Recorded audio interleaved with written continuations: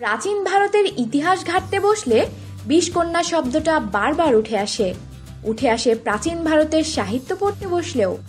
মোটামুটিভাবে কথা জানা যায় যে সেকালের রাজনৈতিক প্রয়োজনে কিছু মেয়েকে একেবারে শৈশব থেকে অতি অল্প পরিমাণে বিষ খাওয়াতে খাওয়াতে বড় করে তোলা হতো।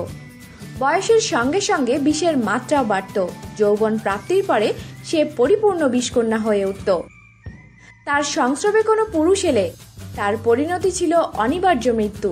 সংস্রব মানে অবশ্যই যৌন সংসর্গ। বলাই বাহুল্য, বিষকন্যারা দারুণ সুন্দরী হতেন।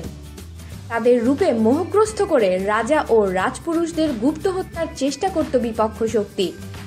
সরস মহাজন পদের কালে অর্থাৎ খ্রিস্টপূর্ব ৬ষ্ঠ শতকে যখন অঙ্গ, কৌশল, কাঞ্চি, অবন্তী ইত্যাদিকে ছলে বলে কৌশলে পরাহূত করে মগধের প্রবল উত্থান ঘটছে, তখন বিষকন্যারা উত্তর ভারতীয় রাজনীতিতে বিশেষ ভূমিকা পালন করছিলেন বলে জানা যায় বিশাখ দত্তের মুদ্রা রাক্ষস নাটক, এমনকি কৌটিল্যের অর্থশাস্ত্র থেকেও।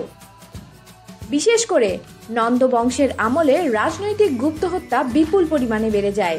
সেই সময়ের রাজা ও রাজপুরুষদের হত্যা করে গোলযোগ তৈরি ছিল এমন নৈমিত্তিক ব্যাপার। শরদিন্দু বন্দ্যোপাধ্যায়ের ঐতিহাসিক কাহিনীগুলোতে বারবার ছায়াপাত ঘটেছে বিষকন্যাদের। মরমী লেখক তার জাদু কলমে লিখে গিয়েছেন বিষকন্যাদের প্রেম, রাজপুরুষদের নৃশংসা এবং ক্রূর বুদ্ধির রাজনীতিকদের কথা। ইসলাম আগমনের পরে রাজনৈতিক ছক বদলে গেছে। বিষকন্যারাও শুধুমাত্র কিংবদন্তির বাসিন্দা হয়ে পড়েন, বাস্তবে তাদের আর দেখা পাওয়া যায়নি। কিন্তু বিষকন্যা শব্দটি আক্ষরিক অর্থে না দেখলে অন্য কিছু দৈন্যতা প্রতীয়মান হয়। এমনটাই বলে গিয়েছেন কৌটিল্য, বিষ্ণুগুপ্ত, চাণক্য।